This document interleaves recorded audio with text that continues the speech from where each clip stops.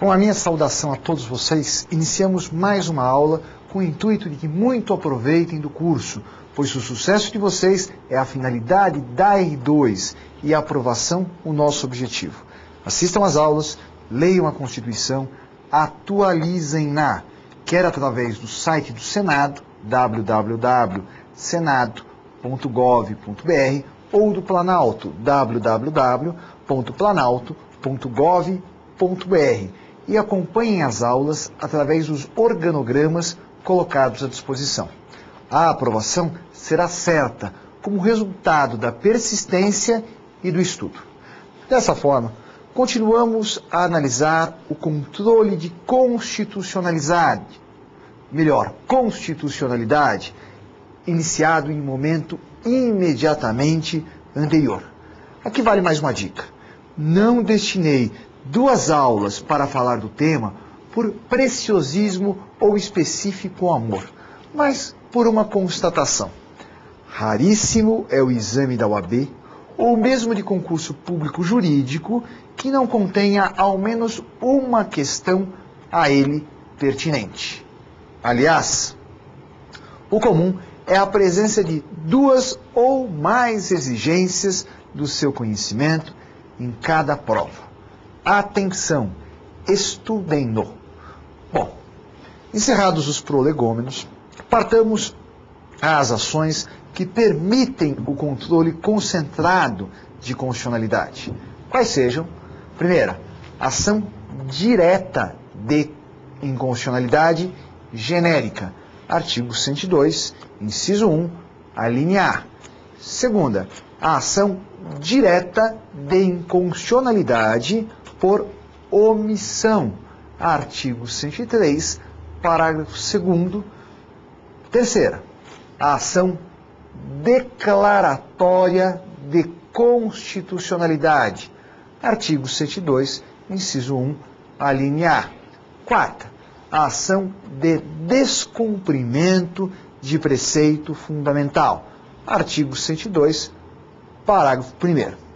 E, em último lugar, a ação direta de inconstitucionalidade interventiva. Artigo 36, inciso 3. Veremos as 4 primeiras nesta aula, deixando a ação direta de inconstitucionalidade interventiva para quando tratarmos da organização político-administrativa. Aguardem. Vejamos, em primeiro lugar, a ação direta de inconstitucionalidade genérica. Chama-se de ação direta de inconstitucionalidade genérica a também denominada ação direta de inconstitucionalidade por ação, ou ADIM, prevista na linha A do inciso 1 do artigo 102. Convém rememorá-lo. Compete ao Supremo Tribunal Federal, principalmente, a guarda da Constituição, cabendo-lhe 1. Processar e julgar originariamente, a linha A ação direta de inconstitucionalidade de lei ou ato normativo federal ou estadual, e a ação declaratória de constitucionalidade de lei ou ato normativo federal. Este último não nos interessa neste momento. O dispositivo já nos permite tirar algumas conclusões, especialmente acerca do pedido. Sempre a declaração de inconstitucionalidade de ato normativo, federal ou estadual, o que exclui a possibilidade de controle por essa via de ato normativo municipal. Em exemplo, se um município qualquer editar lei proibindo que as motocicletas circulem ocupadas por 2 pessoas, mesmo alegando questão de segurança, colirá frontalmente com o artigo 22, inciso 11, que afirma ser de competência privativa da União legislar sobre trânsito e transporte. Poderá ser a norma impugnada por ADIM? Não, jamais, por ser oriunda de município, cujos atos não a prevêem. Então, não será possível o controle de constitucionalidade? Mal formulada está a questão, pois nada impedirá o controle difuso de constitucionalidade, não o concentrado. Ainda, pontos tenebrosos aos alunos restam para apreciação, enquanto a conclusão parece pulular de uma leitura mais atenta do dispositivo constitucional. Comecemos questionando: será que todos os atos normativos, estaduais e federais, permitem a fiscalização por este caminho? 4 situações devemos discutir. Primeira, das normas de efeitos singulares. Segundo, das normas temporárias. Terceiro, das normas não recepcionadas ou revogadas. Quarta, dos decretos regulamentares. Com apenas 2 argumentos, abordemos as 3 primeiras situações mencionadas. Primeiro, o de que no controle concentrado de constitucionalidade não se discute relação jurídica, fato, mas sim o direito. Se em tese a norma está em acordo ou não com a Carta Magna. Vale dizer, não se questiona se a lei objeto da DIN foi ou não cumprida por José da Silva ou João da Silveira. Aí estão debates sobre fatos absolutamente impertinentes à discussão. Segundo argumento, o de estar claro na linha A do inciso 1 do artigo 102 serem passíveis de tais ações apenas os atos normativos federais e estaduais. Agora, foquemos as leis não recepcionadas ou revogadas. Já tivemos oportunidade de dizer que o Constituinte originário inaugura um novo Estado e, ao mesmo tempo, um novo ordenamento jurídico. Vale reprisar: ser Deus no céu e o poder constituinte na terra. Dessa forma, ignora tudo que lhe é anterior. Isto quer dizer que deveremos ter um novo Código Civil, penal ou comercial? Não necessariamente, pois aquilo que é anterior, porém compatível com a nova ordem vigente, será recepcionado, o que ocorreu com dispositivos de todos os códigos citados. A contrário senso, o que em dissonância com o novo estatuto sequer entrará no sistema. Agora tenho certeza, vocês têm plenas condições de responder à questão. A norma não recepcionada é norma jurídica ou foi norma jurídica? Foi no sistema anterior, não agora. Enquanto a ADIM pode ser proposta apenas em face de normas jurídicas. Concluindo, em vigor. Procuremos um exemplo. No Código de Processo Penal, que eu compro em grande parte das livrarias brasileiras, continua constando o artigo 531. É interessante visualizá-lo. Artigo 531. O processo das contravenções terá forma sumária, iniciando-se pelo auto de prisão em flagrante ou mediante portaria expedida pela autoridade policial ou pelo juiz, de ofício ou a requerimento do Ministério Público.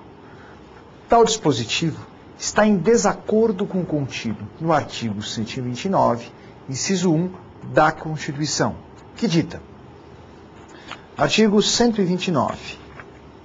São funções institucionais do Ministério Público. Inciso 1. Promover, privativamente a ação penal pública na forma da lei. Pergunta-se: poderia ser atacado por ação direta de inconstitucionalidade? Não, pois embora os editores a mantenham nos códigos que fabricam, sequer adentrou ao atual ordenamento jurídico. Vale dizer, não é norma jurídica, foi norma jurídica. Já as normas revogadas também não permitem a DIN, pelo mesmo argumento das não recepcionadas. Repito, não são normas jurídicas, foram normas jurídicas. Mas o que as diferencia? As leis revogadas estavam no sistema até que norma da mesma hierarquia, porém contrária ou cuidando de toda a matéria da primeira, fosse editada. Vejamos o atual Código Civil de 2002. Teve o mesmo objeto do Código Civil de 1916, ambos leis ordinárias. Porém, o vigente, como o posterior, revogou o do século passado. Portanto, se as normas de 1916 não estão mais em vigor, não mais se permite a impugnação por esta via. No que tange às normas temporárias, visando regrar relações jurídicas ou fatos em certo lapso temporal, sem qualquer pretensão de eterna vigência, permitem a DIN desde que ainda em vigor, isto é, não tenha se esgotado a vigência, pois, a partir daí, não será mais um ato normativo, mas um ex-ato normativo, sem qualquer capacidade de abstração. O mesmo ocorrendo em relação às medidas provisórias, que vigoram por 60 dias, prorrogáveis por igual período. Rejeitadas, quer expressa, quer tacitamente, excluem o cabimento da ação, que, se em trâmite, será igualmente extinta sem julgamento do mérito. Em outra ponta, as normas singulares, ao contrário das gerais, são as que agem como se ato administrativo fossem e estão umbilicalmente ligadas às relações jurídicas que pretendem atingir. Como é que declara de utilidade pública determinado terreno para fins de desapropriação? Ora, o beneficiado ou prejudicado é de fácil visualização. E se a DIN fosse permitida, discutiria a própria relação jurídica entre o ente expropriante e o expropriado. Portanto, uma relação jurídica, não direito, motivo do seu impedimento. Resta tratar dos decretos regulamentares. Começo indagando. Existe decreto autônomo no direito brasileiro? A resposta precisa é de fácil percepção, se atentarmos para o princípio setorial da legalidade estrita, esculpido no caput do artigo 37 da Constituição Brasileira, fixando dever à administração pública de fazer apenas aquilo que é previsto em lei. Não havendo, não poderá agir. Concluindo, se o decreto do chefe do Executivo lhe for ato privativo, e de fato é sublege, isto é, subordinado à lei, como se percebe na redação do artigo 84, inciso 4. Vejamos. Artigo 84. Compete privativamente ao Presidente da República, inciso 4, sancionar, promulgar e fazer publicar as leis, vírgula, bem como expedir decretos e regulamentos para sua fiel execução. Analisando, chegaremos à conclusão de a Constituição brasileira não permitir decreto autônomo, isto é, o que não pretende viabilizar a fiel, friso, execução da lei. Melhor explicando, o desvinculado do legislador. Se isto ocorrer, haverá frontal violação ao texto maior, quer do artigo 2º, pregando a separação de funções do poder, do inciso 2 do artigo 5º, informando não ser ninguém obrigado a fazer ou deixar de fazer alguma coisa, senão em virtude de lei, da legalidade estrita exposta no artigo 37 e do próprio inciso 4 do artigo 84. Aí sim, caberá a ADIM. Em outra situação, estarão os decretos que transbordarem do poder de regulamentar. Ferem a Constituição? Sim, porém indiretamente, visto que, para se chegar a esta conclusão, primeiro será necessário afirmar a ilegalidade. Imaginemos lei que concedesse benefício de assistência social a todas as famílias carentes cujos filhos frequentassem a escola de ensino fundamental. O decreto é necessário? Certamente, pois a lei não diz como serão os pagamentos realizados, nem quais serão os documentos de apresentação obrigatória. Não obstante, à guisa de regulamentá-la, o decreto afirma terem direito ao benefício apenas as famílias com filhos cursando os 2 primeiros anos do ensino fundamental. Ora, tal decreto não foi fiel à lei. É autônomo? De jeito nenhum, por ter tido como finalidade a regulamentação de certa lei que indicou. É inconstitucional? Sim, porém indiretamente, já que isto só posso afirmar em decorrência de ser ilegal. E a inconstitucionalidade permissiva da ADIM deve ser direta, frontal, motivo do descabimento. Vejamos agora a legitimidade. Como já dito, o controle de constitucionalidade concentrado também é realizado através de ação. Mas quem pode propor a ADIM? Os legitimados expressamente pelo artigo 103. A sua análise, mesmo superficial, revela a heterogeneidade dos que integram o taxativo rol. Mas será que todos os órgãos elencados possuem competência para a propositura de qualquer ADIM? Não.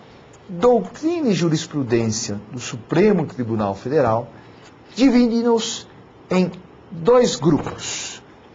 Primeiro deles, o dos que têm legitimidade universal. Segundo, os que precisam demonstrar pertinência temática.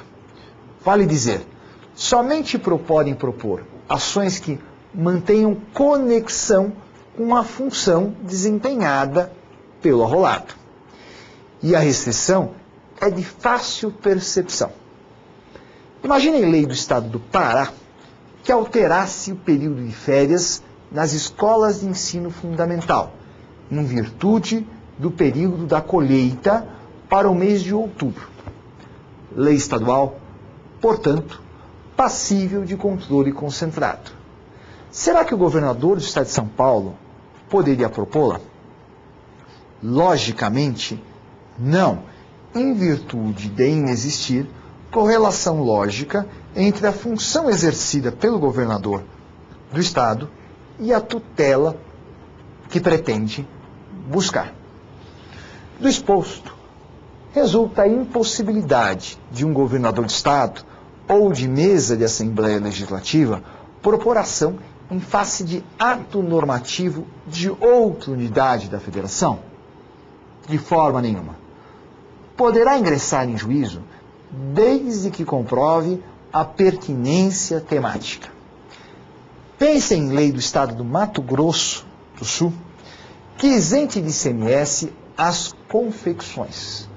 Vocês, se empresários em Minas Gerais, pagando imposto com a alíquota de 18%, não migrariam para próximo do Pantanal? Neste caso, não poderia o governador ou Assembleia Legislativa propor a ADIM? Certamente que sim, sendo fácil a demonstração de correlação lógica entre as funções exercidas pelos legitimados e a tutela judicial almejada.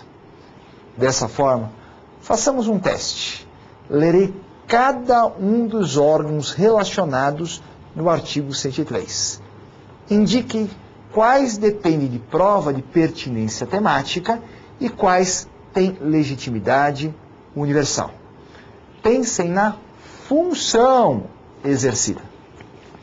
Artigo 103. Podem propor a ação direta de inconstitucionalidade e a ação declaratória de constitucionalidade. Inciso 1. O Presidente da República, universal ou tem que demonstrar pertinência temática? Universal. Mesa do Senado Federal, representante dos Estados da Federação, do Distrito Federal, universal. Mesa da Câmara dos Deputados, a Câmara representa o povo, portanto, universal. Mesa de Assembleia Legislativa ou da Câmara Legislativa do Distrito Federal. Tem que provar pertinência temática. Governador do Estado ou do Distrito Federal. Já vimos em exemplo, deve provar pertinência temática. Procurador-Geral da República. É o Custos Legis Federal. Tem legitimidade universal. Inciso 7. O Conselho Federal da Ordem dos Advogados do Brasil. Universal. Não esqueçam, a norma fala Conselho Federal, o que não é o mesmo que Conselho Seccional do Estado. Conselho Federal da Ordem dos Advogados do Brasil. Também não é o presidente. Legitimidade universal. Inciso 8. Partido político com representação no Congresso Nacional. O partido político é a forma que temos para acesso à democracia, à participação democrática. Portanto, legitimidade universal. Inciso 9. Confederação sindical ou entidade de classe de âmbito nacional. Esta tem que provar pertinência temática. Vejamos agora a medida cautelar. A petição inicial poderá requerer seja deferida a liminar, mais tecnicamente, medida cautelar. No que consiste? Em provimento provisório, suspendendo a norma inquinada de inconstitucional, até o julgamento final do feito. Quais os seus efeitos? Erga omnes, ex nunc e vinculantes. Melhor explicando, suspendendo a aplicação da norma sem invalidar incidências anteriores da decisão para frente, atingindo todos e vinculando tanto o executivo quanto o judiciário. Portanto, se deferida cautelar em lei que criou um novo imposto, este não poderá ser cobrado. No entanto, só por isso não será o fisco obrigado a devolver quantias já recebidas. Fica a indagação. O que leva ao seu deferimento? A resposta: a presença de fumus boniuris, aparência de que existe inconstitucionalidade e periculum in mora, consubstanciado no risco irreparável de sua incidência.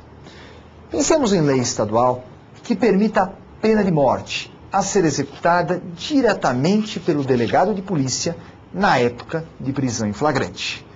Não é aparentemente inconstitucional? Sem dúvida. O aguardo da decisão final, que pode demorar anos, não poderá causar danos irreparáveis? Certamente, pois executado ou atingido pela norma, não haverá como se retornar à situação anterior. Vejamos agora o procedimento. Recebida a petição inicial, o ministro sorteado como relator notificará o autor da norma impugnada para que apresente informações sobre o processo legislativo. Mas e se o autor houver apontado apenas irregularidades materiais, não formais?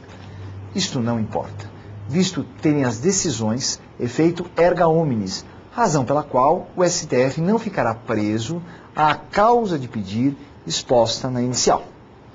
Assim, mesmo impugnando apenas vícios materiais, nada obsta seja o pedido julgado procedente, porém com fundamento em inconstitucionalidade procedimental. Se requerida cautelar, serão os autos encaminhados ao plenário, para que sobre isto decida. E se estivermos em momento de recesso do peretório? Neste caso, poderá o pedido ser analisado pelo ministro de plantão, que assim que possível submeterá a sua decisão ao plenário. Este é obrigado a manter a posição do ministro relator? De forma nenhuma. Nada obsta que em recesso do STF seja deferida a liminar ad referendum, negado pelo órgão pleno que a caça. Aliás, a decisão provisória pode a qualquer tempo ser revogada, o que dar-se-á automaticamente no caso de improcedência.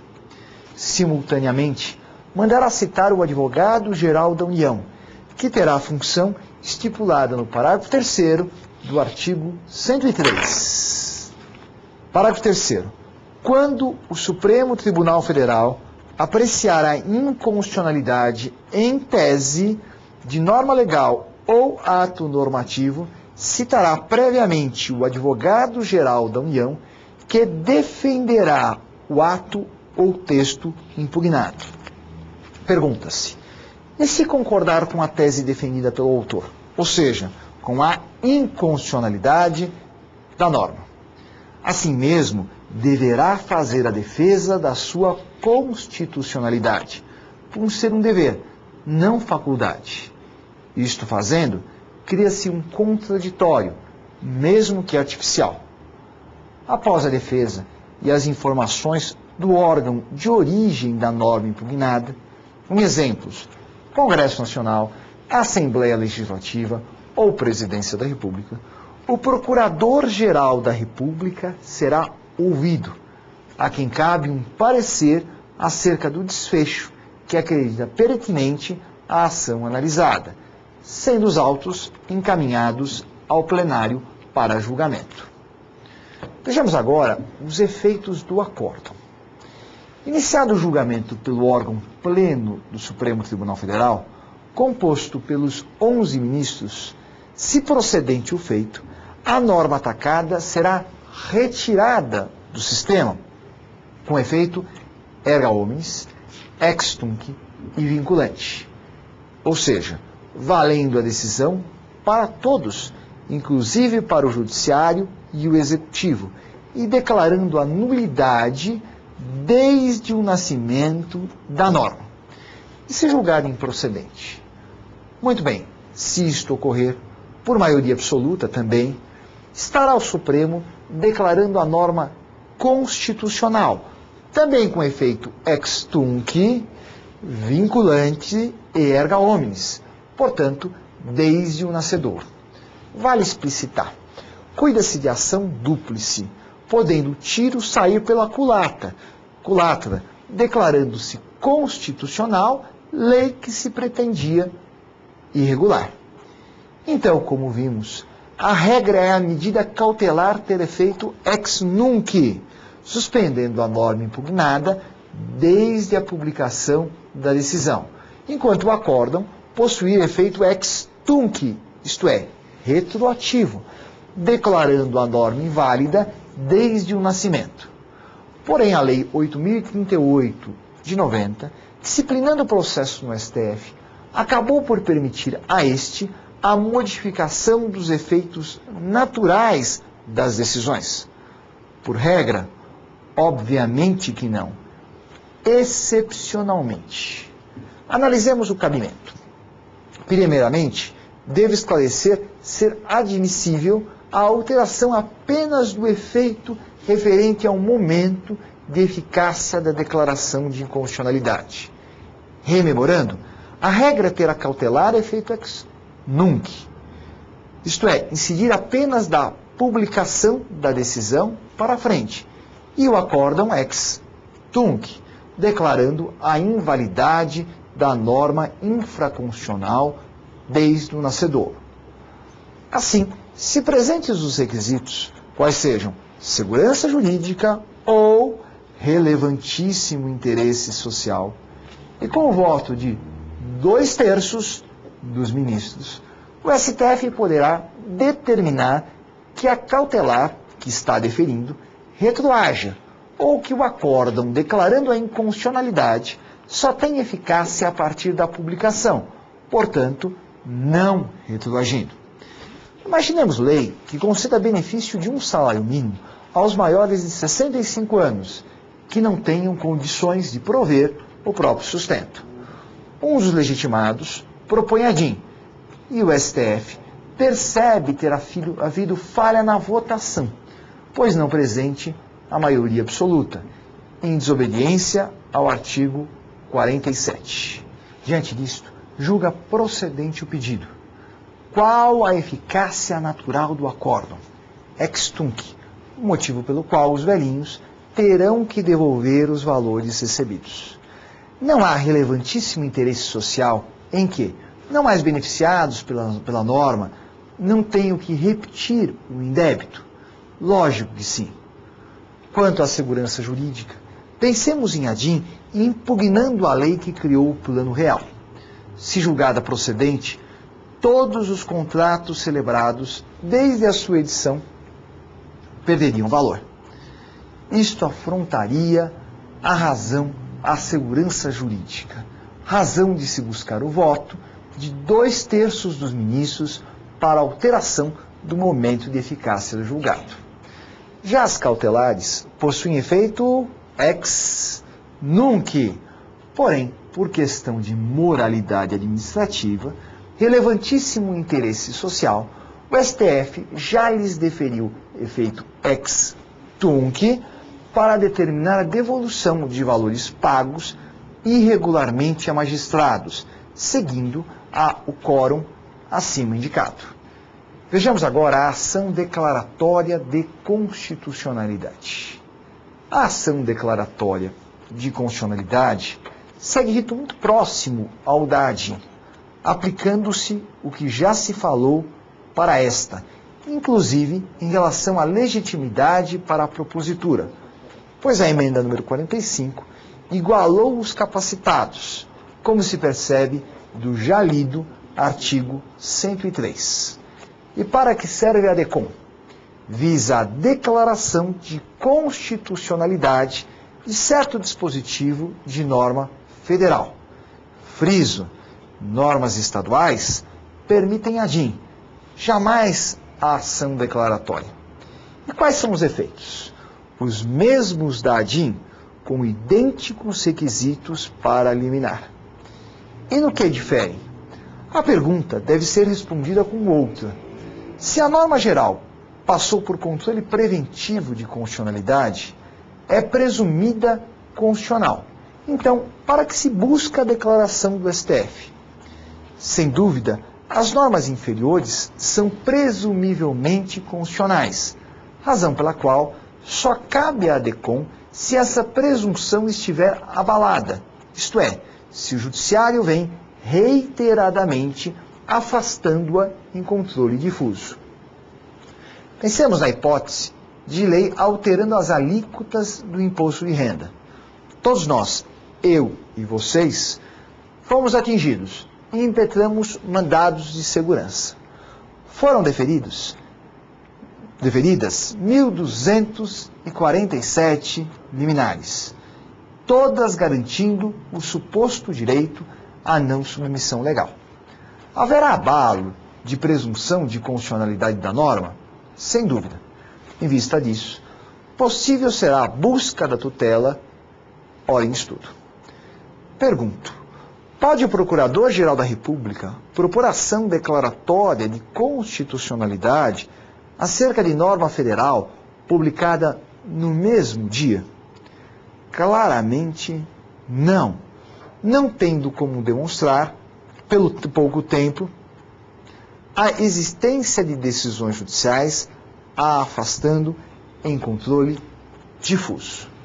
Mas, ressalto, vale na íntegra o dito para as ações diretas de inconstitucionalidade. Agora, passemos à ação direta de inconstitucionalidade por omissão.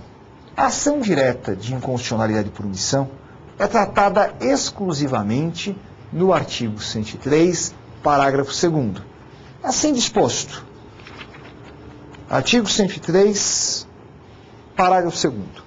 Declarada inconstitucionalidade por omissão de medida para tornar efetiva norma constitucional, será dada ciência ao poder competente para a adoção das providências necessárias e, em se tratando de órgão administrativo, para fazê-lo em 30 dias. Dessa forma, presta-se a atacar, juntamente com o mandado de injunção, a inércia inconstitucional do poder público, ou seja, a hipótese da Carta Maior determinar comportamento não executado pelo Estado. A diferença? O mandado de injunção serve-se ao exercício de direito, permitindo controle difuso, enquanto a ADIM, por omissão, ataca a inconstitucionalidade em tese, controle concentrado de constitucionalidade. Mas, de forma prática, para que serve a ADIM por omissão? Para muito pouco, além de ser tema corriqueiro em concursos públicos. Por ter o STF adotado posição não concretista, julgando não ter poderes para, por exemplo, exigir que o Congresso Nacional elabore lei regulamentando o dispositivo da Constituição, quando isto for determinado pelo texto. Em exemplo, vejamos o inciso 7º do artigo 37. Artigo 37, inciso 7º. O direito de greve será exercido nos termos e nos limites definidos em lei específica. Qual a eficácia da norma? Limitada, pois depende de lei. Houve determinação para sua elaboração, até hoje não editada. Quem está em mora? O Presidente da República. Eis que o artigo 61, parágrafo 1º, inciso 2, lhe dá competência privativa para iniciar projeto de lei sobre o assunto. Isto não fez. Já se propôs a ADIM por omissão, julgada procedente. No entanto, também decidiu o STF, por força da separação de funções do poder, não ter cabimento fixar prazo ao chefe do Executivo. Paciência. Quem pode propô-la? Os mesmos legitimados para a ADIM genérica. E permite medida cautelar? Não, pois nem mesmo a decisão final acarreterá efeitos concretos. Vejamos agora a ação de descumprimento de preceito fundamental. De preâmbulo, é importante a leitura do parágrafo 1º do artigo 102. Artigo 102, parágrafo 1º. A arguição de descumprimento de preceito fundamental decorrente desta Constituição será apreciada pelo Supremo Tribunal Federal na forma da lei. Dele se percebe a primeira imperfeição. O judiciário é inerte e o modo de provocá-lo é através do direito de ação, nos termos do artigo 5º, inciso 35, não por arguição ou representação. Portanto, a partir de agora, utilizem a terminologia correta, adotada até mesmo pelo Supremo Tribunal Federal. Ação de descumprimento de preceito fundamental. Tal regra, deve ser frisado, é norma constitucional de eficácia limitada, dependente de legislação. A Lei 9882 de 99, que estabeleceu o seu procedimento e cabimento. Além de repetir ser o julgamento de competência do Supremo Tribunal Federal, estabeleceu a legitimidade dos mesmos que a têm para a propositura da ação direta de inconstitucionalidade, aplicando-se as regras no que cabíveis.